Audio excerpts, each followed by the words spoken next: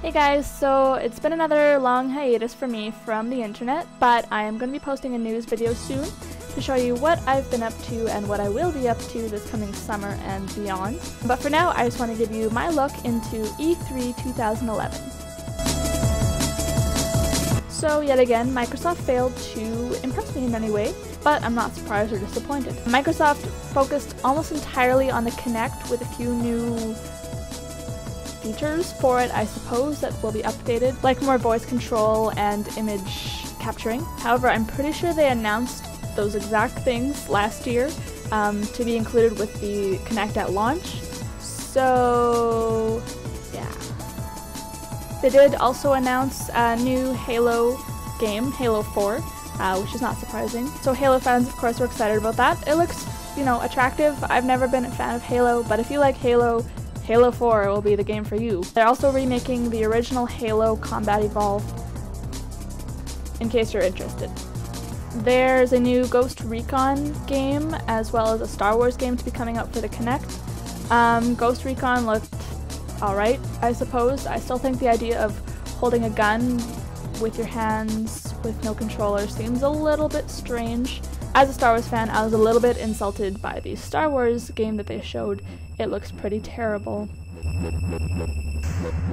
So if you wanted to pick one of the three main gaming companies to come out as #1 this year, Sony will definitely be one of the competitors.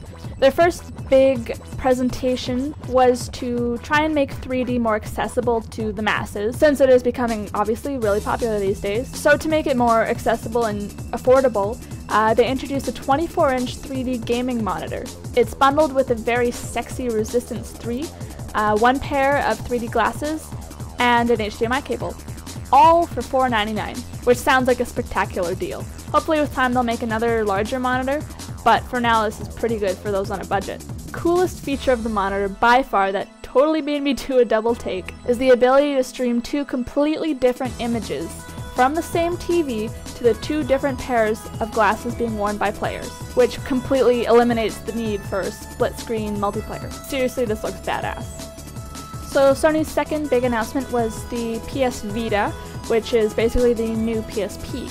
Really, it looks like a tripped-out PSP. There's a Wi-Fi version as well as a 3G version, and they are competitively priced with the 3DS. It has a really unique touchscreen, both on the front and on the back, which I think will mean for some very exciting gameplay. It also has a variety of controls, which can make use of various combinations of the touchscreen as well as the analog sticks, buttons, everything basically. I think their main goal with the Vita was to make it playable any way you want, because there's so many different ways of playing games. Everyone has their preferences, and I think they really hit the mark with that one. It also has camera, cool internet use, and a few cool game titles announced as well. Overall, Sony's presentation was well-rounded and very exciting, and I think their apology for the PSN downtime was very well put. Moving on now to Nintendo. So I've been hearing a lot of mixed reviews on how people think the Nintendo conference went overall, especially compared to Microsoft and Sony and, the big three basically. Nintendo last year did an excellent job, I thought. Announced a lot of new titles, and of course the 3DS, which so far has not been a huge hit, but I think the problem with that is, of course, the lack of games. I think that the mixed reviews for it come from the fact that a lot of the things that Nintendo announced will not be available for a long time, and they're also still very early in development, so we don't have a lot of information on it. So they did announce their new console, the Wii U, which I think is a really silly name, but it's Nintendo, which I think is obviously very promising, but at the same time we basically know nothing about it.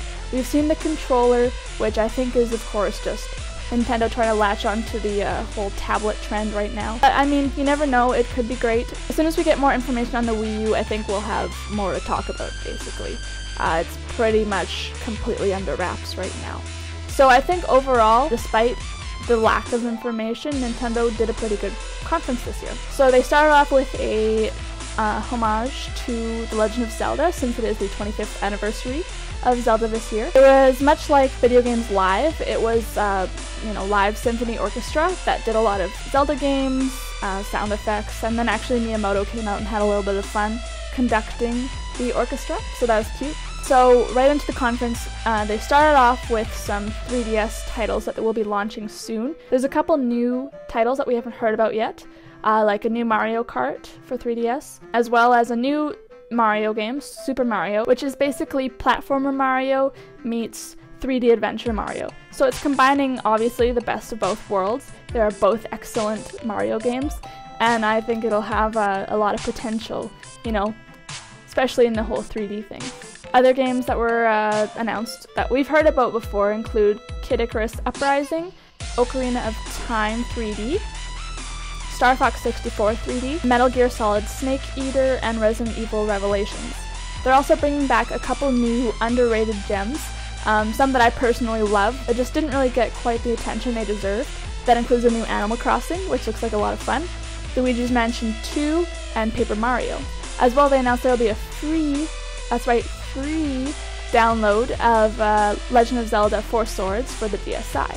So there was a gameplay video of Legend of Zelda Skyward Sword, which was announced to be released in holiday of 2011. The graphics basically look like polished Wind Waker graphics with realistic proportions. Overall, I feel Twilight Princess was more graphically and artistically attractive than this game.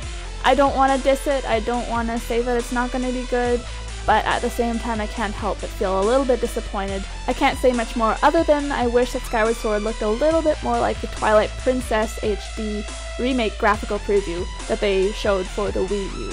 There was more press conferences from EA and Ubisoft, and they announced a lot of interesting game titles that should be good for this year, as well as next year. Everything from Mass Effect to Assassin's Creed. So that's basically it for this year's E3. There's, of course, lots more information online. I just wanted to give you my basic overall view of what happened this year and what I liked and what I didn't like. So go like my Facebook page, send me a line on Twitter, and let me know what you thought of E3 2011.